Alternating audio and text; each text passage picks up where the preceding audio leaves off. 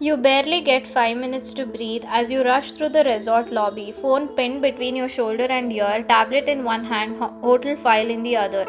Room arrangements done and meeting schedule confirmed. And yes, Mr. John, I've also emailed the client list for today's breakfast meet. You murmur stepping into the elevator. The line clicks. Silence. You glance at your phone screen. Mr. John Jungkook call ended. Of course. He's been quiet the entire flight this morning, uncharacteristically so. And that's saying a lot for a man who keeps his words clipped and his emotions sealed together than your weekly planner. The elevator dings open on the penthouse floor and you head to the suite Jungkook's booked for himself. You knock once, then twice. The door swings open and there he is, hair still damp from a shower, black shirt clinging to his frame, sleeves half rolled, expression unreadable as always. But it's not him that has your breath catching. It's the tiny girl clutching his pant leg. Dark circles, sleepy eyes, pouty mouth, and a stuffed rabbit in her arms. You blink. Am I interrupting something? She wouldn't stay with the nanny, Jungkook says simply, so I brought her. Your gaze flickers to the girl again, who is now hiding behind his legs like you're some kind of boss level enemy in a video game. You brought your daughter to a business trip. She's 4. She's 4, not contagious, he deadpans. You blink again, not used to this version of Jungkook. The man who once postponed a meeting because a client's baby cried over Zoom. Now he's standing here, daughter in tow, looking half exhausted, half soft.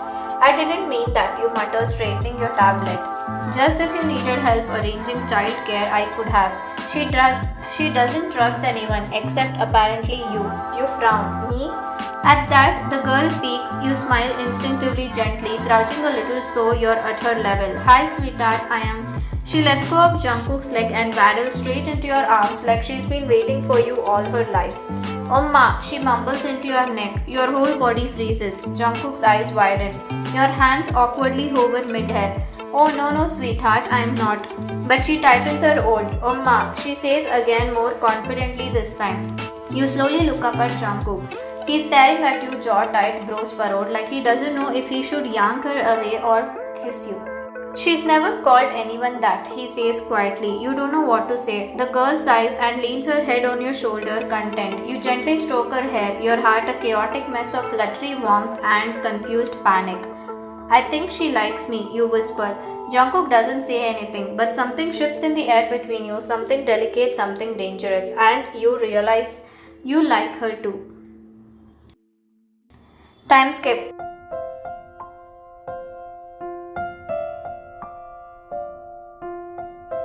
It's well past midnight. Most of the team has retreated into their rooms. The resort is quiet, just the soft rustle of waves in the distance and the occasional chirp of crickets. You slip out of the balcony outside your suit, arms wrapped around yourself. You needed air, space, a second to process the fact that your boss daughter called you Omma like it was the most natural thing in the world. The balcony next to yours lights up. You glance sideways. Jungkook standing there in a white t-shirt and black joggers, hair slightly messed from running his hand through it too many times. A glass of water in his hand. He notices you and gives a single brief nod. You consider slipping back in, but your feet stay rooted. So does your heart. He speaks first. She cried when I tried to put her to sleep. Kept asking where you were. Your breath catches. I'm sorry if I caused that. You didn't. He leans on the railing, eyes fixed on the moonlight sea. She hasn't done that before. The whole Oma thing. It's always been just me and silence. You hesitate, then rest your forearms on the railing. She misses her mother. He's quiet for a long beat. She passed away 2 years ago. Complications after a surgery. His voice doesn't crack. It's too practiced, too quiet. I didn't tell her at first. I said Oma went on a trip. She waited by the door for a month. Your heart aches. I'm so sorry, Jungkook. He nods once like that's the only way he knows how to accept sympathy. She started preschool a few months ago, refused to speak, wouldn't let anyone touch her. I thought maybe that's how it would always be. His eyes flick to you. Then today, she runs into your arms like she's known you forever. You swallow the lump in your throat. Kids are smarter than we think, you whisper. They feel warmth, they know when someone's safe. He looks at you for a long time, then asks, what about you? You blink. What about me? Your son. You said he is 8. You smile softly, your eyes softening at the thought of him. Yeah, he is my world. His father? You lean back exhaling. Left when he was 2. Said he wasn't cut out to be a dad. Never looked back. Jungkook doesn't interrupt, he just listens, like he's really seeing you. I've been doing it all on my own. You continue, voice quieter now. No family nearby, no real support. Just work, school runs, trying to be everything for him. Most days I manage, some days I just survive. There's a pause. Then gently he says, "You shouldn't have to do it all alone." Your breath itches. You glance at him. He's already watching you, eyes darker now, softer too. Like there's something unspoken swimming beneath them, something that's not just sympathy, something warmer, bolder. You chuckle nervously, tucking a loose strand of hair behind your ear. Well, it's not like I have a long line of men waiting to take on a package deal. Jungkook doesn't laugh. He steps closer, just enough for you to feel the subtle heat of his presence, and quietly says, "Maybe there were just not enough man." Your eyes lock, the air stills, the waves hush into the background as the space between you suddenly becomes thick, charged. You open your mouth to say what you're not sure, but then a soft cry from the suit, his daughter. He returns reluctantly and mutters, "Duty calls." You smile faintly, stepping back to, "I should sleep." He pauses at his door, then glances back over his shoulder, "Thank you for today." And with that, he disappears into the room. You exhale, fingers still gripping the railing. Something has definitely shifted, and you don't think it's going back. Time skip. The sky opens up sometime after dinner, thick rain splattering against the glass, wind howling gently through the resort. Power flickers once, then goes out entirely. You're sitting on the couch, a flashlight balanced upright on the coffee table, casting soft, warm shadows on the walls.